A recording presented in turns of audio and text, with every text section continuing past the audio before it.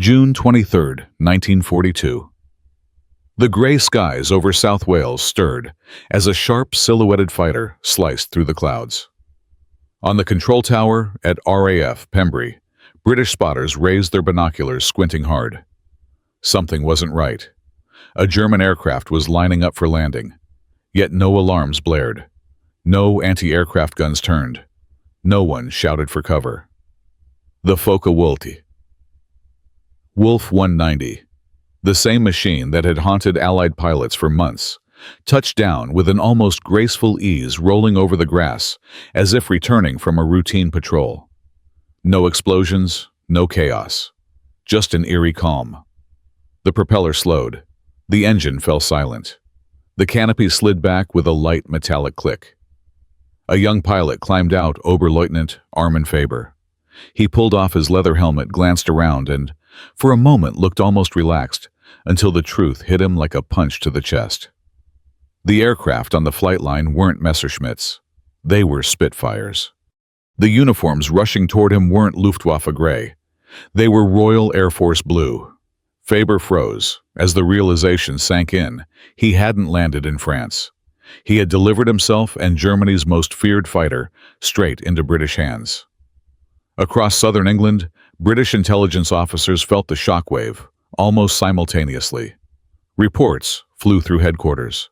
Men who had spent months desperately trying to recover even a fragment of an FW-190 now stood in disbelief. Against every odd imaginable, Britain had just been handed the Luftwaffe's crown jewel in perfect condition. In war, some victories arrive with thunderfire and the roar of engines. Others come quietly, almost politely, like this moment. A disoriented pilot, a wrong turn over the channel, and a deadly machine that simply dropped into enemy territory, changing the course of the air war before anyone even fired a shot. I'd love to hear from you. Drop your name and where you're watching from in the comments. It helps me understand who's out there following these stories, and it truly makes this channel feel a little more human. Before Armin Faber mistakenly handed over Germany's prized fighter, the Focke-Wulf 190 had already carved its name into Allied nightmares. It appeared over France in late 1941. Like a ghost, no one had expected a new predator shaping the air war with brutal efficiency. Pilots who survived their first encounters returned, shaken, and many never returned at all. From its earliest sorties, RAF veterans realized they were facing something entirely different from the familiar Messerschmitts.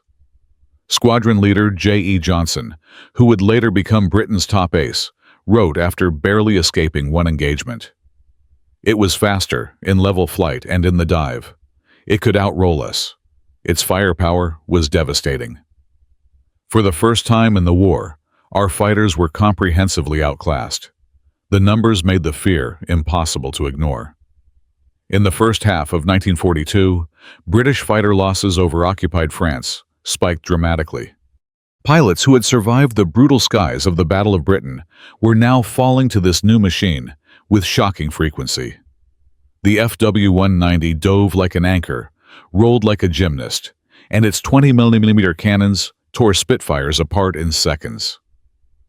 When American pilots began arriving in Britain with their P-47 Thunderbolts, they were given the same chilling warnings in their very first briefings. Don't turn fight a 190. Don't try to outroll it. Don't chase it into a dive. The list of things not to do was far longer than the list of options that might keep you alive. For 8 long months, the FW-190 wasn't just a superior aircraft. It was an unsolved riddle, a hunter that dictated every engagement across the channel. Allied intelligence needed answers desperately. What made this aircraft so good? Where were its limits? How could anyone beat it? There was only one way to know: examine an intact FW-190. But every wreck they recovered was too shattered to reveal anything useful. And then, on a quiet day in June, Armin Faber made the mistake that would change everything.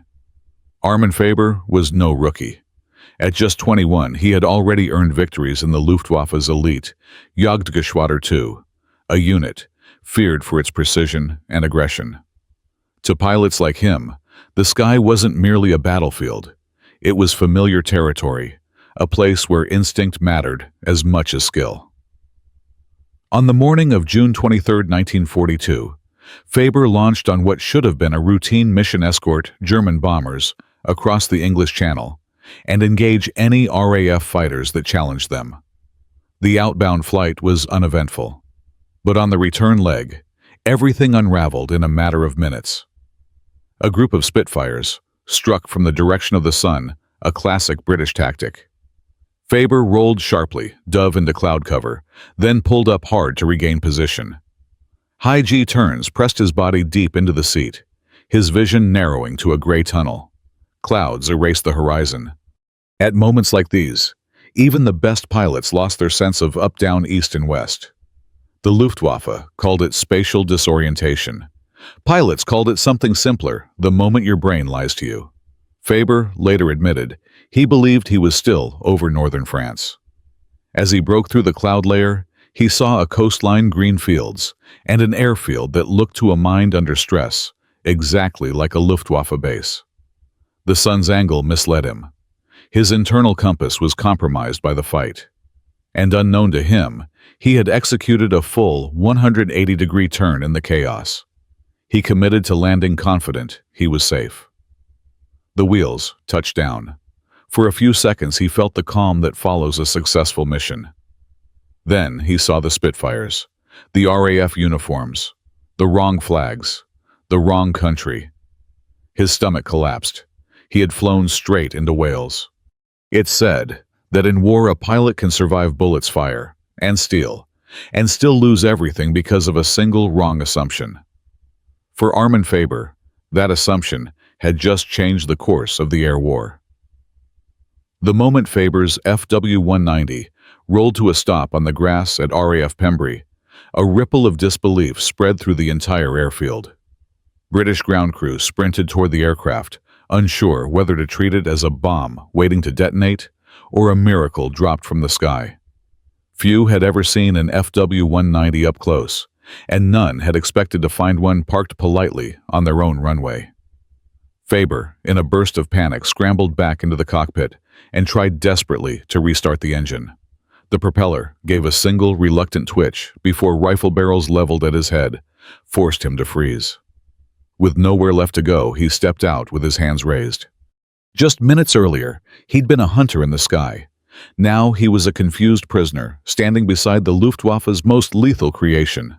For the British, it was like stumbling onto buried treasure. One RAF mechanic would later joke, "We didn't know whether to arrest the pilot first or hug the airplane." A coded message raced to RAF Fighter Command. In London, intelligence officers sat upright as if jolted by electricity. For nearly a year, the British had tried and failed to capture an FW-190 intact. Every crash site had yielded only twisted metal, charred wiring, and guesses. But now, through sheer accident, fate had delivered them the one thing they had no hope of obtaining. Air Chief Marshal Sholto Douglas issued an order with a clarity that left no room for interpretation. Send it to Farnborough immediately. Do not damage a single component. Within 48 hours, under armed escort, the aircraft arrived at the Royal Aircraft Establishment, the beating heart of Britain's aviation intelligence. Engineers and test pilots gathered around the machine, in reverent silence, studying the curves, the engine cowling the armament. Some had lost friends to this very design. Now, it sat before them like a fallen giant.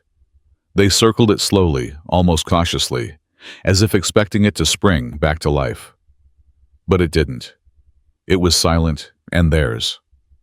No one in that hangar realized it yet, but the moment the FW-190 crossed the threshold of Farnborough, the balance of air power in Europe had begun to shift. At Farnborough, the FW-190 wasn't just another captured aircraft. It was a long-sought secret, finally revealed the answer to every painful mystery left behind by downed Spitfires over France. As the hangar doors closed behind it, Britain's top aviation minds moved in, like surgeons about to examine a dangerous but fascinating specimen. Panels were removed one by one. Wiring looms, hydraulic lines, and engine mounts were studied with almost scientific reverence. The deeper they looked, the more obvious it became. The FW-190 wasn't built to impress. It was built to kill. Where British design favored elegance and aerodynamic purity, German engineers had chosen brutal practicality. Everything about the aircraft existed for combat efficiency, not beauty. Then came the first test flight. Eric Brown, the RAF's most experienced test pilot, strapped in, throttled up, and took the aircraft into the sky. What he felt stunned him. The controls were astonishingly light, almost telepathic. The FW-190 rolled so fast, he later said it felt like the wings were attached to his fingertips. Compared to the Spitfire, which rewarded finesse and smooth inputs, the German fighter responded instantly, like a predator twitching before a strike. And then there was the firepower. 4 MG-151-20 cannons and 2 machine guns, all positioned close to the fuselage to create a tight, devastating cone of destruction. A 2-second burst carried more explosive energy than a Spitfire Mark V could deliver in 10. Against fighters, it was overwhelming. Against bombers, it was lethal. Engineers also understood at last why the FW-190 slipped away so easily during dives. Its radial WW801 engine, though bulky, could take enormous punishment. Its aerodynamics were clean. Its weight gave it momentum that Allied fighters simply could not match. When the German pilot pushed the nose down, the aircraft didn't dive. It dropped like a stone with wings. Standing around the machine, the British engineers felt something unusual respect. This wasn't just another German aircraft. This was a masterpiece of ruthless engineering. And now, for the first time, they could study every inch of it. But even the most terrifying machines have weak points, and at Farnborough those weaknesses began to surface one by one. The FW-190, stripped of myth and examined under the cold lights of the test hangar, was no longer an invincible predator. It was a machine with limits, flaws, and vulnerabilities waiting to be exploited. The biggest issue lay deep inside its powerful heart, the WW801 radial engine. At low and medium altitudes, it was a monster, strong, reliable, brutally effective. But once the test pilots pushed past 20,000 feet, its behavior changed dramatically. The engine struggled, for air temperatures spiked and performance dropped off a cliff. The FW-190, so dominant below the clouds, suddenly became hesitant and sluggish in the thin air. Meanwhile, the Spitfire's Merlin engine thrived the higher it climbed. What had seemed like a technological mismatch now revealed itself as a question of altitude. The FW-190 ruled the low sky, but the high sky belonged to the Allies. There were other cracks too. During high-speed dives, the FW-190's controls became shockingly heavy. Above 400 mph, pulling out of a dive required immense physical strength.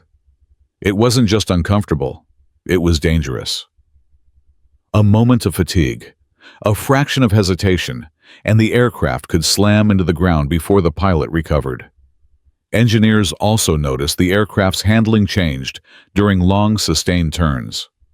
The FW-190 could roll faster than anything in the sky, but once locked into a wide horizontal turn that lasted more than 15 or 20 seconds, its weight worked against it. In controlled tests, Spitfires consistently gained the advantage when forced into prolonged turning fights. One RAF engineer scribbled in his notebook, "Every beast has a breath. Learn when it breathes hardest, and that's when you strike." These discoveries, subtle as they seemed, were priceless. For the first time, the Allies weren't just afraid of the FW-190, they understood it. And understanding meant strategy. Strategy meant survival. The monster had weaknesses, and weakness meant the monster could be beaten. Word of the captured FW-190 spread across the Atlantic like wildfire. By August 1942, the U.S. Army Air Forces sent some of their best pilots to Farnborough, men who would soon face the Luftwaffe head-on, escorting bombers deep into Europe. To them, this wasn't just curiosity. It was preparation for survival. The first group arrived wide-eyed, walking circles around the German fighter, like students, studying a dangerous but fascinating animal. They had heard the horror stories: Thunderbolts outrolled Mustangs, outclimbed Spitfires shredded by 20mm cannon shells. Now, for the first time, they could touch the machine responsible. They could fly it. They could learn its language. Major Cass Hove was among the earliest Americans to test the FW-190. When he climbed out of the cockpit after his first flight, he didn't speak for several seconds. Then he said plainly, "If a German pilot knows his business, this aircraft will beat any Allied fighter below 20,000 feet." His full report, delivered weeks later, was even clearer, and soon copied, memorized, and distributed to every U.S. fighter group heading to Europe. Altitude is your advantage. Above 25,000 feet, the FW-190 loses its teeth. Force them high. Fight them where they can't breathe. Those words reshaped American air doctrine overnight. By early 1943, P-47 Thunderbolt units began escort missions with a new mindset. Instead of diving into low-altitude brawls, exactly where the FW-190 dominated, they climbed high, staying above 25,000 feet whenever possible. Fighter sweeps did the same. When German fighters tried to engage, American pilots pulled skyward, dragging their opponents into thin air, where the BMW 801 engine faltered, and the German craftsmanship suddenly seemed mortal. But the lessons went deeper than tactics. At Wright Field, American engineers studied the FW-190's blistering roll rate and began tweaking their own aircraft. Ailerons on the P-47 and the new P-51 were redesigned to respond faster, more aggressively. Gun placement strategies changed, influenced directly by the concentrated firepower of the German layout. Even cockpit ergonomics levers, switches, indicators were re-evaluated with German combat logic in mind. Flying the FW-190 didn't just teach the Americans how to fight it. It taught them how to build better fighters of their own. For the U.S. Army Air Forces, Farnborough wasn't a museum tour. It was a classroom, and the enemy had just become their most valuable teacher. By late 1943, the skies over Europe were no longer the same battleground they had been when the FW-190 first appeared. What once felt like a hopeless mismatch was transforming into a chessboard where the Allies finally understood the rules because they had studied the opponent's pieces up close. Armed with the intelligence gathered from Faber's aircraft, American and British squadrons began flying with a new discipline. P-47 Thunderbolts thundered across the Channel at high altitude, holding the advantage zone Major Cass Hove had emphasized. RAF Spitfire, Mach 9s, upgraded with the Merlin 61 engine, now met the FW-190 on far more equal terms, especially above 25,000 feet. The Luftwaffe's once dominant Predator was discovering that the air war had moved into terrain it wasn't built for. The change wasn't just tactical, it was mechanical. Engineers at Wright Field dissected the FW-190's unmatched roll rate and modified the ailerons on both the P-47 and the newer P-51 Mustang. The result, American fighters that no longer felt sluggish in quick, violent maneuvers. Firepower layouts changed too, inspired by the German concentration of guns near the fuselage. Even cockpit designs began embracing the FW-190's logic of everything within reach, making American fighters more ergonomic and intuitive under stress. And these changes showed their value almost immediately. In late 1943 and early 1944, over France and Belgium, new Allied tactics began paying off. Engagements that once ended with Thunderbolts spiraling down in flames were now turning into victories. FW-190 pilots found themselves dragged into thin air, where their engines overheated, their climb rates faltered, and their roll advantage no longer mattered. German ace Joseph Pips Priller, one of the most respected FW-190 pilots, wrote in his combat journal with a tone of frustration, "The Americans have studied us. They refuse to follow us into rolling scissors. They pull us high where our engines labor. They have learned." And he was right. The hunter was becoming the hunted. By early 1944, Allied kill ratios shifted in their favor for the first time since the FW-190's debut. The Luftwaffe's once terrifying advantage had eroded, not because their aircraft had grown weaker, but because the Allies had grown smarter. Knowledge, tactics, and engineering had closed the gap and then surpassed it. The turning of the tide wasn't dramatic or explosive. It was gradual, relentless, and precise. The kind of victory built not from luck, but from understanding. And it all traced back to one plane that had landed on the wrong runway. As the war dragged on, the influence of Faber's accidental landing stretched far beyond that quiet airfield in Wales. His FW-190, once a symbol of German air superiority, became a constant reference point at Farnborough, a living textbook for Allied engineers and pilots. Every new German variant that appeared over Europe was measured against it. When the Luftwaffe introduced the FW-190 D9 Dora, with its inline Jumo engine, British analysts immediately compared performance notes to the captured A model. They could see exactly what the Germans were trying to fix: the altitude weaknesses, the cooling issues, the handling quirks. Faber's plane had given them the blueprint. Meanwhile, across thousands of miles, Armin Faber sat in a Canadian POW camp. Reports suggest he wrestled with shame for months, believing he would forever be remembered as the pilot who handed the Allies their greatest intelligence prize. Later, Luftwaffe records softened that judgment, acknowledging that spatial disorientation could affect even the best trained aviators. But the sting of that moment, the realization he had mistaken Wales for France, lingered over him like a shadow that stretched across continents. For the Allies, the captured FW-190 became more than a machine. It evolved into a teaching tool, a reference for training films, tactical briefings, and engineering seminars. Thousands of pilots were shown diagrams and footage of the aircraft, learning how it fought when it faltered and how to turn its strengths against it. American flight schools circulated Major Cass Hove's analysis widely. British squadrons rewrote their tactics. Even Soviet engineers, through limited intelligence sharing, gained insight into German air doctrine. Historians would later calculate that the intelligence derived from that single aircraft saved hundreds, perhaps thousands of Allied airmen. It shaped aircraft development, altered mission planning, and influenced how entire air campaigns were fought. German intelligence officers, upon learning what had happened, could only express bitter disbelief. One reportedly muttered, "We spent months trying to capture a Spitfire intact. The British didn't have to try. We delivered ours to them." Faber survived the war, eventually returning to Germany in 1947. He lived a quiet life until his death in 1976, his story largely forgotten outside aviation circles.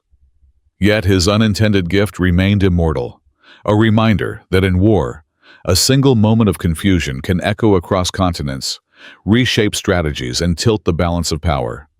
The Luftwaffe had built a masterpiece. And through one wrong turn in the clouds, the Allies were given the keys to unlocking it. In the grand sweep of World War II, the story of Armin Faber's miscalculation stands as a quiet reminder that even the smallest human error can reshape the fate of nations.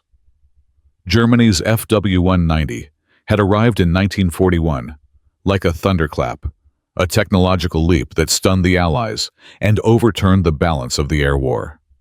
Yet that advantage evaporated the moment Allied engineers were able to study the machine up close. The aircraft that once seemed invincible was suddenly revealed for what it truly was, a remarkable but imperfect product of trade-offs, compromises, and design priorities. Every aircraft, no matter how advanced, carries the fingerprints of its designer's assumptions, where it excels, where it stumbles, where it breaks. The FW-190 dominated at low altitude, but gasped for breath in the thin air. It rolled like lightning, but fought its own controls in high-speed dives. Its heavy armament delivered terrifying power, but added weight that sapped its agility in prolonged turns. The moment these truths became known, Allied pilots could do more than fear the aircraft; they could defeat it. And so the skies over Europe began to shift. Not because factories suddenly built better machines, not because new strategies emerged fully formed, but because the Allies gained knowledge, the purest and most decisive form of power in wartime. Intelligence turned into tactics. Tactics turned into victories. Victories turned into air superiority. In museums today, surviving FW-190s sit behind ropes and glass, admired for their engineering and remembered for their wartime legacy. Yet none of them carry a story as strange, as improbable, or as influential as the one that touched down on a Welsh runway in 1942. That aircraft, delivered by mistake, became the textbook that taught the Allies precisely how to overcome the Luftwaffe's deadliest weapon. War is often described in explosions and fire, but sometimes the most profound turning points arrive quietly in a moment of confusion, a misread horizon, a wrong coastline. One navigation error, one smooth landing, one intact fighter, and with it, a window into the enemy's soul. In the end, superior technology matters. Superior intelligence matters more. And on that June afternoon, the Allies received both, wrapped in aluminum oil, and the whirring silence of a defeated engine. As I look back on this strange episode, I'm always struck by how quietly history can turn. No grand battle, no dramatic showdown. Just one young pilot, one moment of disorientation, and a machine that changed hands without a single shot. To me, that's the true heartbeat of World War II. Tiny human moments, shaping massive consequences. If you enjoyed exploring this story with me, consider subscribing so we can keep uncovering these hidden corners of history together. Your presence here genuinely means a lot.